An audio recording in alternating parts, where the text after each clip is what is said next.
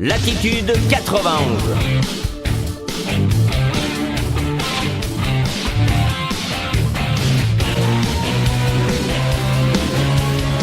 Latitude 91.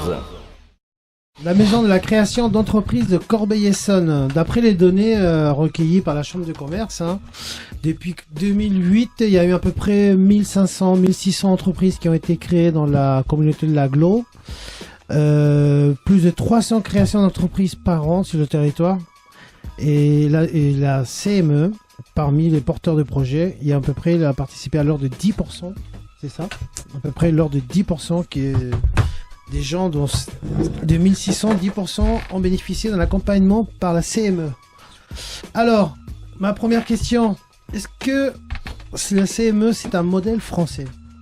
On peut dire que c'est un modèle français. La MCE. MCE, pardon. Est-ce que ça va venir? Oui. Est-ce que on peut considérer ça comme un modèle français? Oui, enfin, je pense que la MCE en tant que telle, oui, mais en fait, les actions qui sont, comment dirais-je, effectuées au niveau de la maison de la création d'entreprise, ce sont des actions que l'on peut retrouver également ailleurs, notamment au Canada, par exemple. Mais bon, sinon, effectivement, c'est un modèle, on peut dire que c'est un modèle français. Qui a été, je dirais, créé. En tout cas, c'était suite aux événements, si vous vous souvenez, aux événements qu'il y avait eu dans les banlieues en 2005. Oui, quand ça a tout cramé, là. Voilà, lorsque ça cramait un peu de partout. Ouais. Et en fait, en 2006, le ministre des PME, effectivement, voulait quelque part montrer une autre image des banlieues. Des banlieues, ouais. En faisant part effectivement que dans les banlieues, il y a également comment dirais-je, des talents. Des gens qui ont du potentiel. L'objectif c'était d'encourager justement le potentiel et les initiatives. Et les initiatives, voilà entrepreneuriales notamment. Et donc c'est dans ce cadre-là effectivement que nous avons mis en place la maison de la création d'entreprise en 2006. Donc c'est une action quand même c'est un concept qui a été créé par la PCE. Vous avez quand même le souligner. La PCE, c'est-à-dire l'Agence pour la création d'entreprises, qui est d'ailleurs sous la tutelle du ministère des PME. Et justement, j'ai été la personne qui a été choisie pour mettre en place cette action en 2006 et le démarrage effectivement. C'était à Corbeil-Essonnes. À Corbeil. Alors, c'est une structure de proximité destinée aux talents créateurs de l'Agglo. La maison de la création d'entreprise, c'est MCE, ça va venir, accompagne chaque année plus de 150 porteurs de projets. C'est énorme. Oui, on accompagne, oui, c'est un chiffre raisonnable, dans le sens où qu'effectivement il faut savoir qu'il y a énormément de personnes qui souhaitent créer, au-delà des 150 dans les quartiers. Dans les quartiers également, qui souhaitent créer. Maintenant, qui créent, ça c'est autre chose. Mais en tout cas, qui ont le désir de créer, oui, il y en a beaucoup.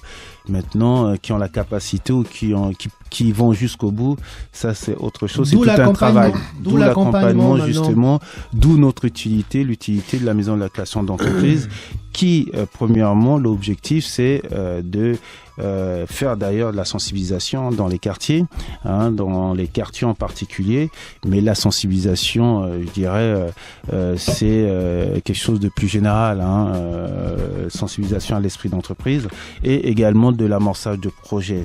Donc nous sommes là vraiment pour être des facilitateurs pour les porteurs de projets, dans le sens où que, comment dirais-je, au sein de la maison de la création d'entreprise, nous regroupons également l'ensemble du réseau pour justement aider au mieux les porteurs de projets. Donc on peut dire qu'au bout de 7 ans, c'est un bilan plutôt plus positif pour la MCE. Ah oui, tout à fait. Si on est là depuis 7 ans, c'est que c'est un dispositif qui est très favorable à la création d'entreprises. Alors la MCE est implantée au Tartaret, c'est voulu, c'est fait exprès les Tartarets? Oui, c'est assez symbolique, puisque je vous ai fait part des problèmes qui avaient lieu dans les banlieues. Et puis l'idée, effectivement, c'était de booster la création d'entreprises, notamment dans les banlieues. Oui, tout à fait. Alors, vous prospectez directement dans les maisons de quartier, les associations locales, avec les établissements d'enseignement général, technique et professionnel. Comment s'articule justement cette dynamique? Comment se font ces échanges? Oui, c'est-à-dire que en fait, on travaille, je dirais, en réseau. Il faut savoir que dans le département 91, en Essonne, on est assez bien outillé au niveau de la création. Hein. On est vraiment gâté là dans ce département-là par rapport à d'autres départements. Oui, je trouve qu'on est très organisé en tout cas sur justement cette problématique qui est la création. C'est-à-dire que au sein de du département, on a quand même le réseau créé. Donc c'est le réseau de la création d'entreprise où tous les acteurs de la création d'entreprise sont répertoriés depuis l'émergence de projets jusqu'à la création. Donc l'émergence de projets, l'accompagnement de porteurs de projets, la recherche de financement et également le démarrage de l'activité via les centres de formalité des entreprises. Là où je dirais qu'il y a peut-être un bémol, c'est peut-être au niveau de l'accompagnement ensuite des chefs d'entreprise. Ça, effectivement, il y a très peu d'organismes pour le moment qui, comment dirais-je, œuvrent pour le suivi post-création, mais par le biais des dispositifs tels que le dispositif NACRE. Donc c'est un dispositif étatique. Voilà. C'est un crédit à 1%, non? Non, une exonération de Une charges. exonération d'impôt, voilà. Non. Une exonération de charges sociales. Non, là on confond avec l'ACRE. Il y a ACRE et NACRE. Et NACRE, c'est autre chose encore. D'accord. C'est un dispositif pour aider les porteurs de projets sur 3 phases. Donc la première phase, c'est l'accompagnement.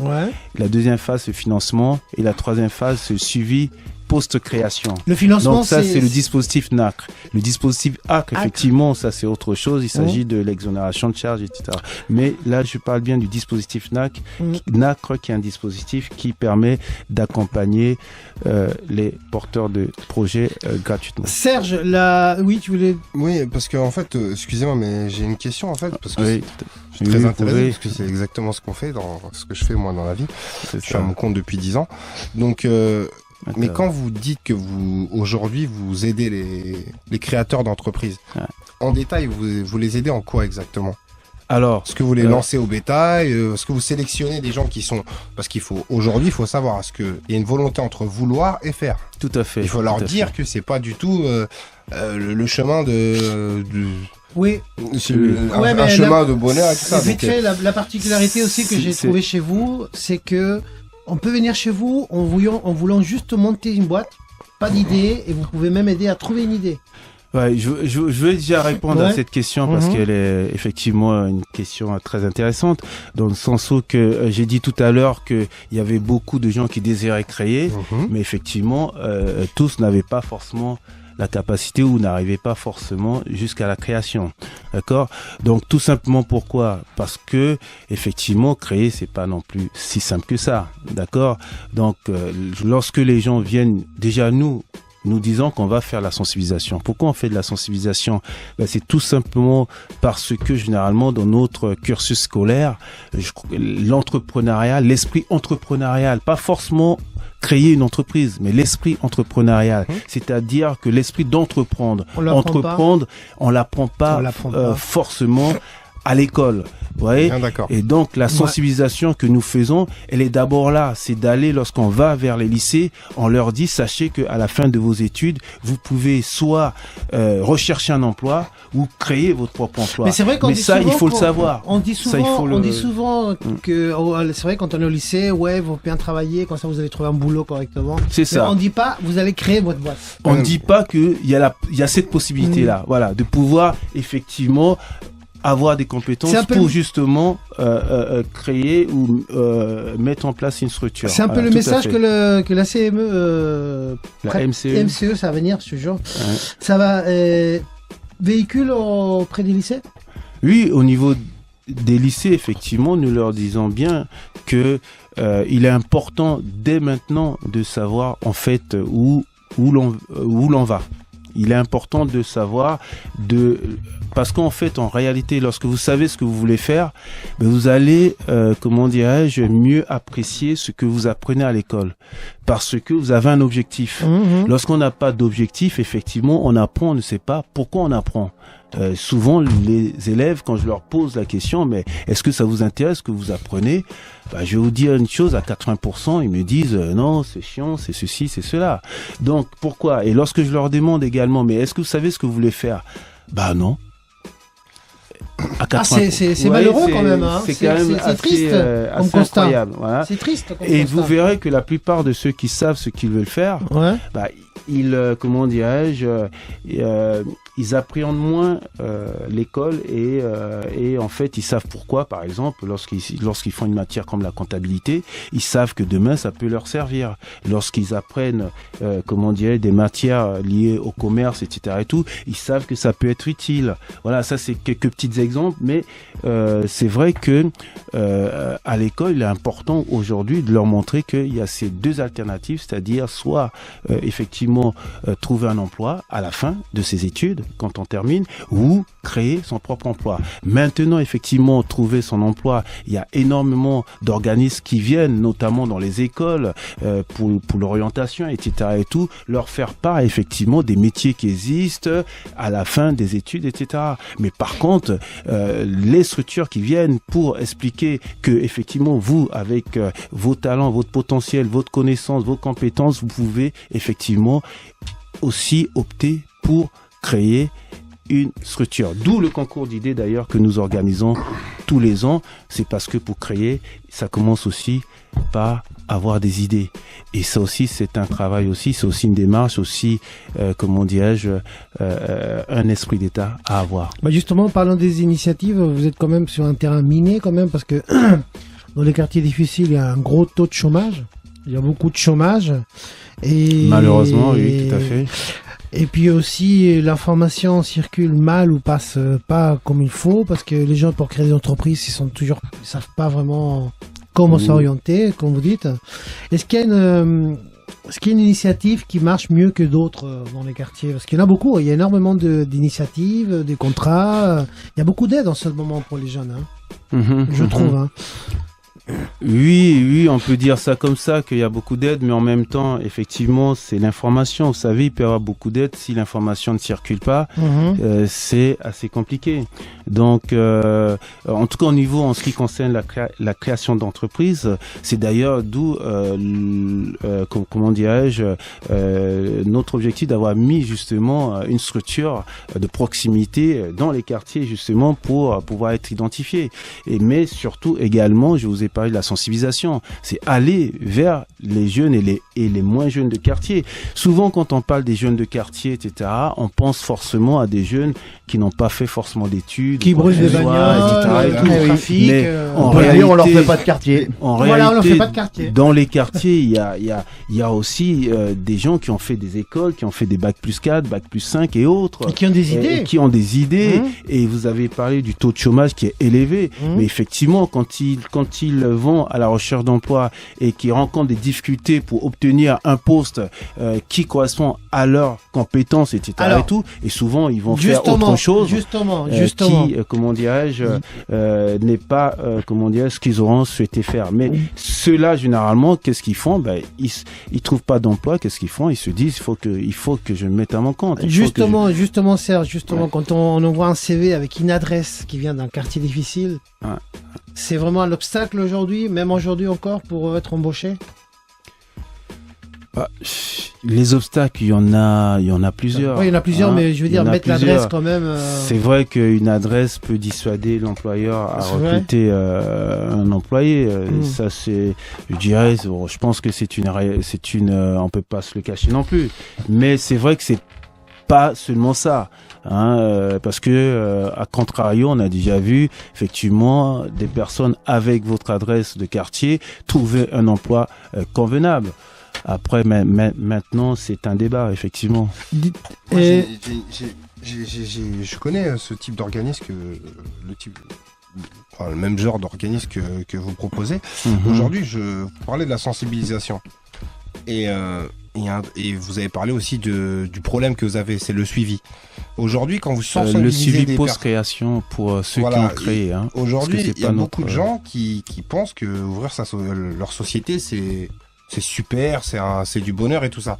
Et qui après se retrouvent endettés sur les 5-10 ans à venir parce qu'ils ont des problèmes du cumul de charges du URSSAF, des RSI, qui aujourd'hui qui ont des soucis bancaires, donc leurs cotations bancaires ont baissé, donc ils se retrouvent avec des impayés. Et ce que je reproche aux organismes comme le vôtre, c'est de bien expliquer, de bien insister, de mettre le doigt dessus, de bien faire attention à ça, qu'on en apprend tous les jours dans la création. Il y a des gens qui sont depuis 20 ans à leur compte et qui apprennent encore à s'adapter.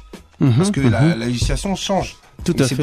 C'est pour ça que entre 2006 quand vous avez commencé à aujourd'hui, il y a des choses qui ont changé. Et je pense qu'aussi le discours a changé. Tout à fait. C'est vraiment important, c'est vraiment très important de le signaler ça. Tout à fait, je suis tout à fait d'accord. C'est-à-dire qu'il y a deux choses, il y a 2 points. Le premier point, c'est d'abord qu'il faut savoir que une étude a été révélée que la plupart de ceux qui ont créé, il y a un grand pourcentage qui n'ont pas été accompagnés.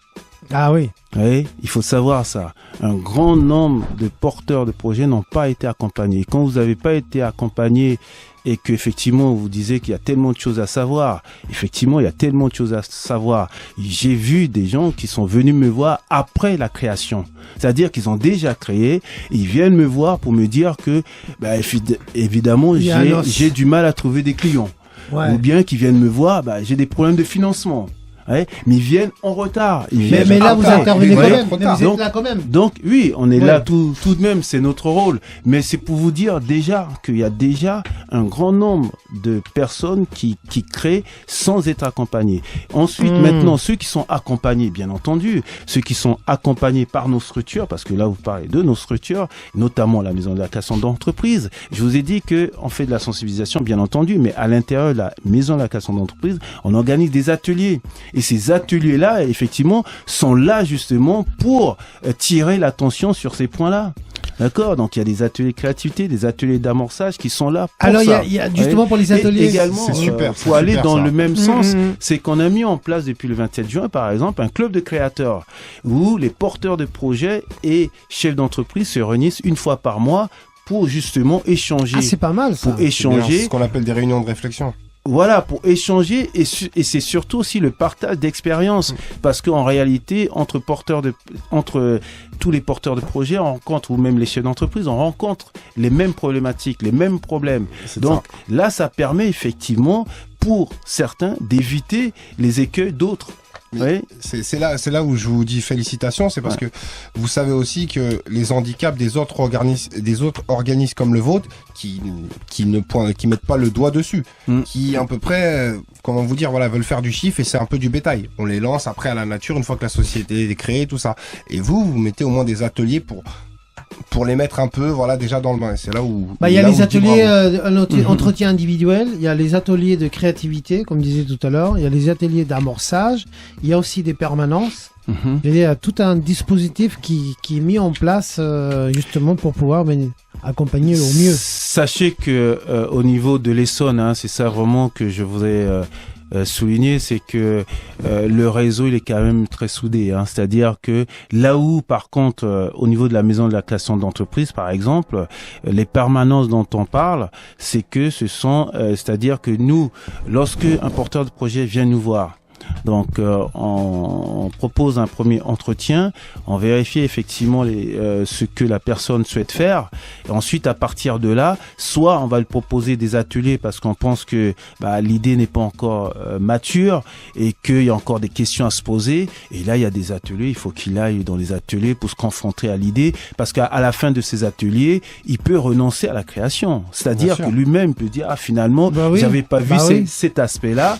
Donc finalement, et lorsqu'on l'inculque par exemple dans les ateliers de créativité, la démarche entrepreneuriale, parfois en fait la personne désire en fait chercher un emploi, mais parce qu'il trouve pas l'emploi, il va penser à la création. Et donc lors des ateliers, avec la démarche entrepreneuriale, il peut se dire tiens, je vais rechercher de l'emploi maintenant autrement, parce que la démarche entrepreneuriale, c'est une démarche active. Bien sûr, ça, on apprend à penser comme un patron. Voilà. Et là, justement, ça fait la différence. On a vu des gens qui sont venus dans ces ateliers, au lieu de créer, ils ont retrouvé un emploi. Vous voyez, donc c'est aussi, ce côté-là aussi est, je dirais, apprécié. Justement, ma question, c'est le potentiel, justement, avec toutes ces créations d'entreprises, à peu près combien d'emplois ont pu être créés en tout? Localement, oui, à vrai dire, je pourrais pas vous répondre à cette question parce qu'il faudrait que je fasse une étude et voir à peu près le nombre de créations. Mais je vais vous donner un exemple. Ça engendre quand même des emplois, quand même. Ah oui, tout à fait. Oui. Je vais vous donner un exemple d'une entreprise que j'ai beaucoup boosté. Il fut un temps, et c'est une entreprise qui avait démarré, une entreprise de service à la personne, qui avait démarré avec 2-3 employés, s'est retrouvé avec 80 employés en 2 ans. Ah bah c'est bien ça. Oui, mais le problème justement, le point qu'on soulevait par la suite, c'est que la progression était tellement énorme que qui s'est entre guillemets cassé la figure. Ah dommage. Pourquoi? Parce que justement, il n'était pas préparé à gérer autant de. C'est pour ça qu'on dit que d'employés. Il y a un proverbe qui dit dans le commerce, gère une petite société comme si c'était une multinationale.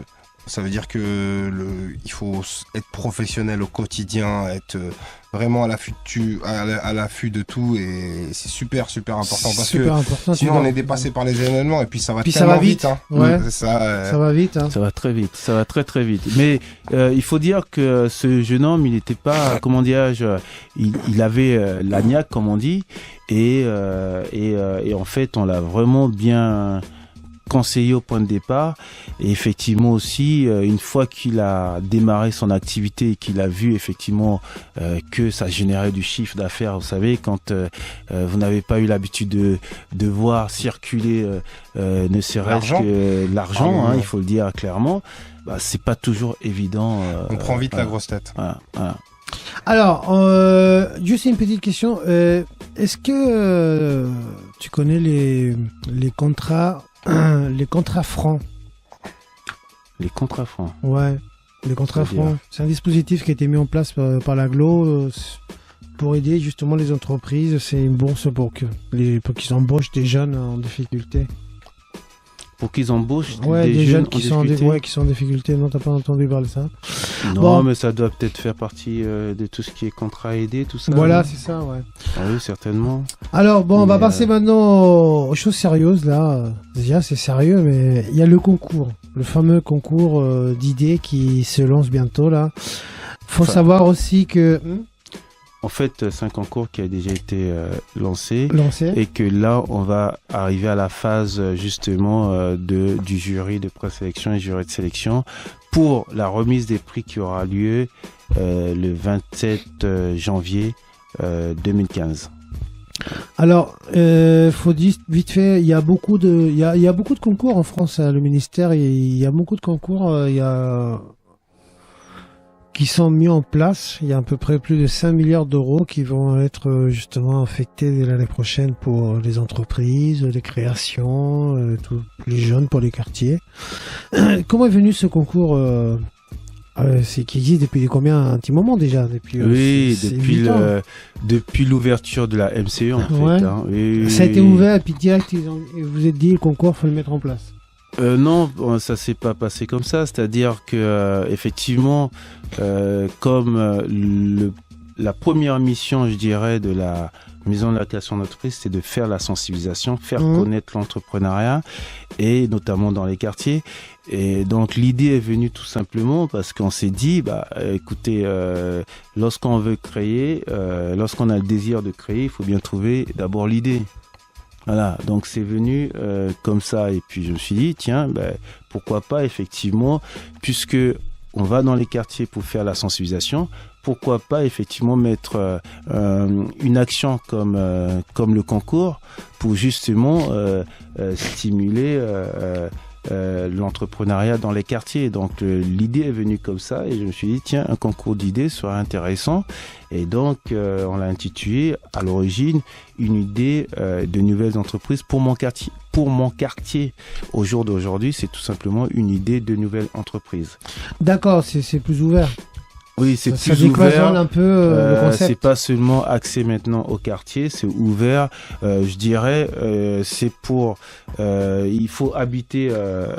Dans l'agglo. Il faut habiter ou étudier dans les villes de l'agglomération Seine-et-Saône et Évry-Centre-Essonne.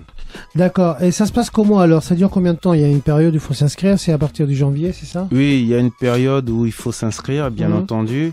Et comment dirais-je, généralement, normalement, ça démarre au mois d'avril. D'accord. Voilà, au mois d'avril. Donc de janvier à avril, il y a des inscriptions? Non, de avril plutôt à juin, il y a des inscriptions ouvertes. D'accord. Et puis à partir de septembre, c'est les écoles. On fait participer les écoles. Ça veut dire qu'on va dans les écoles, notamment, on a été à Georges Princesse pendant toute une journée où ils nous ont réservé l'amphi. Et il y avait une soixantaine d'élèves qui venaient assister notamment à la présentation que nous faisons, notamment à la sensibilisation également et à la participation également de ce concours. Alors dans ces concours, j'imagine qu'il doit y avoir à boire et à manger. Dans les idées, les projets. À boire et à manger, c'est-à-dire à la remise des prix. Il y a un peu des projets, apprendre à jeter. Il y a plein d'idées, j'imagine. Ah oui. Quelle est il y a une idée la plus folle, la plus quatrième dimension. Est-ce qu'il y a une idée? Il y a Mario cherche une idée en même temps. Est-ce qu'il y a déjà eu des idées quatrième dimension, quoi? Le truc, non, c'est pas possible, c'est trop. Oui, on rencontre un peu de tout. Là, par exemple, aujourd'hui même, je tenterai parce que là, le jury de présélection aura lieu lundi 15 décembre, donc dans quelques jours. Ouais. Et en feuilletant comme ça rapidement, j'ai vu une personne qui a émis l'idée de comment dirais-je, réaliser ses fantasmes. Par exemple, comment dirais-je, créer un site où effectivement les personnes parlera de leurs fantasmes, etc. et tout. Donc vous voyez, ce sont des idées un peu farfelues. Mais on a un peu de tout, c'est-à-dire qu'on trie avant, on trie avant, parce que là on a quand même reçu plus de 200 bulletins de participation. Ah, quand même, ça fait un paquet énorme. Quand même. Hein. Et là, il y a combien de prix? Il y a 3 prix, c'est ça?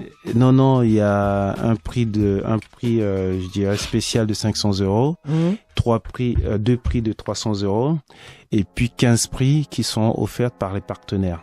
D'accord. Voilà, donc ça peut être des formations, ça peut être des tablettes, ça peut être... voilà. Non, mais c'est jusqu'à quel âge on peut participer? Non. C'est pour tout le monde, là. Salariés, demandeurs d'emploi, étudiants, seniors. 16 ans. Ah bon? Voilà. Ouais, je suis trop jeune. Donc, d'ailleurs, l'idée du garage, entre guillemets, c'était une personne retraitée qui avait émis cette idée-là. Ouais, demandeurs d'emploi, salariés, étudiants, seniors, personnes bénéficiant de la minima sociaux. Mais quand il dit, garage social, moi, ce qui m'intrigue, c'est, il parle en association ou en entreprise? Ah non, mais là, il s'agit d'une entreprise, je pense. C'est-à-dire que une entreprise qui... Parce qu'il y en a beaucoup qui créent ça, en fait, en association. Oui, c'est possible aussi. Voilà, qui sont autorisés par la loi de 1901, mais c'est déloyal par rapport à la réalité. Voilà. Pas forcément, c'est-à-dire que ils vont cibler, c'est pas non plus des clients, c'est vraiment des clients qui n'ont pas de moyens, qui vont bénéficier à ce type de prestations. C'est pas des prestations aussi. C'est pas des prestations que tout le monde peut bénéficier. Il faut avoir une carte peut-être de RSA ou je ne sais pas quoi pour bénéficier. En tout cas, il faut. Et on récupère comment le manque à gagner? C'est l'État ou je parle au niveau du patron. Des associations. Ouais. Mais non, là on parle de l'association ou au niveau d'une création d'entreprise. Je parle de la personne qui a créé le garage. En association ou en entreprise? En entreprise. Oui, parce qu'en association, c'est différent. C'est différent, ouais. Parce qu'en association, généralement, ces structures-là sont subventionnées. Et puis, il y a un contrat avec également les collectivités ou je ne sais comment. Mais effectivement, là, on parle pas de comment dirais-je, de chiffre d'affaires. On parle pas de rentabilité. On parle pas de toutes ces choses-là. Là, on parle vraiment du service. Là, c'est vraiment social. C'est vraiment le voilà. côté social, le côté aide. Mais il ne s'agit pas de... Mais il y a beaucoup d'associations maintenant qui sont en alternative par rapport au chômage. On peut créer des emplois avec une association. Oui, figurez-vous que les associations, et il y a énormément d'associations maintenant qui créent de l'emploi. Qui créent des emplois, là, il y a... Puis ça inspire un peu l'entreprise, parce que j'ai vu aussi là qu'il y a une nouvelle loi qui va sortir, qu'une entreprise qui réinvestit ses bénéfices dans ses recettes. Une entreprise. Ouais, oui, d'accord. Oui, une entreprise qui réinvestit l'année d'après, il aura des déductions d'impôts, des avantages fiscaux intéressants. Oui, donc on les incite à fonctionner un peu dans le même concept de non lucratif, quoi. Capitaliser. Voilà. Parce qu'une association peut faire du chiffre à l'année, sauf qu'il n'a pas le droit de distribuer. En fait, la différence, tout simplement, il faut savoir qu'une association peut effectivement effectuer des recettes, mais ces recettes-là ne sont pas distribuées entre membres de l'association. Mais par contre, ces recettes-là peuvent servir au fonctionnement de l'association. Et qui dit fonctionnement de l'association, employé également, ça fait partie du fonctionnement de l'association. D'où justement, il y a beaucoup d'associations qui créent de l'emploi. Qui créent de l'emploi. Réellement. Sud 91.